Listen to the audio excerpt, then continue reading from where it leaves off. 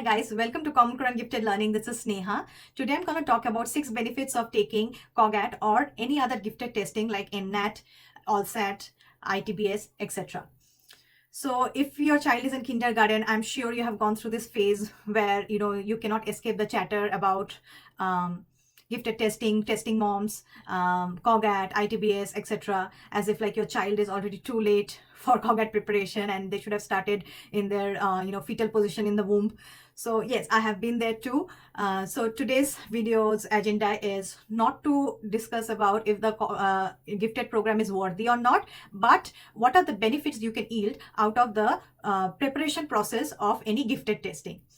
So my husband is the more studious and the serious one in the family, because he used to teach in Canada at school and university level, and used to teach mathematics there. So he always knew what are the skills required for a successful academic performance in the later years of college or university. So he always pushed me to prepare my son early for test taking skills and prepare him early for all this critical thinking. But the skeptic in me never quite understood the importance of the whole process of prepping for tests unless I started the whole COGAT preparation. And because I was more concerned about the emotional well-being of the child, and I'm the one who was like the killing childhood kind. I didn't wanted to give too much pressure early years and all. But then I learned that more than the pressure and anything, like if you can distribute the pressure, first of all, it's not much. And this is, you have to just do it once and you have to teach them once. And then it becomes like a pattern. Like they grow on that. You don't have to start from scratch. So now I feel that it was worth the process and the time. So to begin with, I would like to stress on the first benefit, which is structure. So if your child is in US school system, you know that the structure is totally absent. Everything is kind of abstract and intertwined and interrelated, and there is no particular subject, there is subject, but there is no particular I would say chapter wise or a good syllabus, what we call. So they are not used to learning for any kind of standardized test, prepping for any kind of deep evaluated curriculums. So what COGAT preparation gave us was a good structure. First of all, a well-defined structure, a good way that how scores can be distributed, how a verbal section looks different from a non-verbal, as well as the quantitative batteries, and how to learn things in a good structural manner. So which is very much absent in the normal Common Core learning. So that was really beneficial, and I will hands down give it to COGAT testing process and the COGAT curriculum. Second thing I would like to bring your attention on was general knowledge. So the verbal battery of the COGAT testing heavily relies on general knowledge. So there are topics on good citizenship, on igloos, and on festivals. So my child used to come and ask me about those topics, and it not only gave us a good opportunity to for good conversation, and also gave us chances to read about it and watch documentaries about it. So it broadened the kids' horizon, and they are no more in a bubble. It actually, they started opening up about more topics. They were curious. So this is one of the a really good benefit I found in the testing process, and in the preparation process.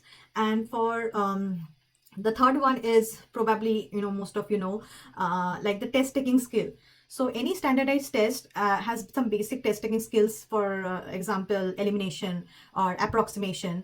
So COGAT needs all that, and they will have to learn it anyway for SATs later on. So for the COGAT, if you learn this, it gives you more time, because you're starting early. It gives more time to kind of process it and understand it well, and improve in case you don't know that test taking skill well. So after that, I also noticed about the analogical part, and the pattern recognition part of the batteries of the COGAT. They actually rely a great deal on problem solving skills and on logical thinking. So these are the two things that you will never find in Common Core. The Common Core is mostly like, taught out in a very abstract way. So logical thinking and problem solving is another two things I personally feel he learned in COGAT only. He never learned it from school. So this is another thing to think about, like if you want your child to take standardized tests later on, and if or they are going for any kind of STEM program or want to be like a programmer later on, this will be really helpful for them. The fifth thing will be like handling setbacks and disappointments. So my child did not get through the first time, so but we did celebrate his score. But next time when he scored and got through the gifted program, we celebrated that too.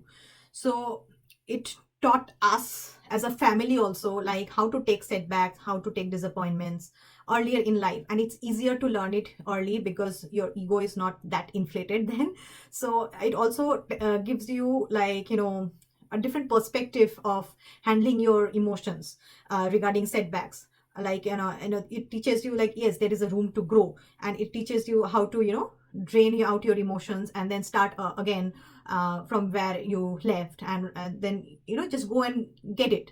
It's nothing difficult, so these are some of the life skills, and emotional regulatory skills that, COGAT preparation really taught us as a family.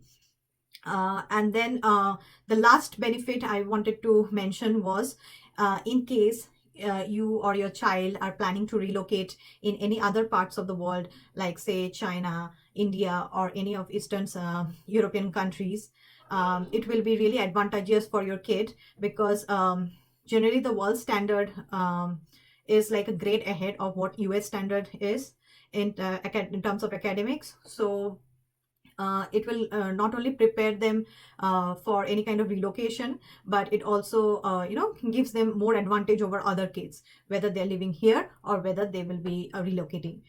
So to sum up, it gives you structure, teaches you a lot of different kind of skills which otherwise Common Core does not give you, and also how to handle bad grades and how to compete. And also earlier you start, better it is, because then they get a lot of time, and if they are doing this till SATs like say 7 or 8 times, they will definitely ace any kind of standardized test, or at least they will be better prepared compared to the other lot.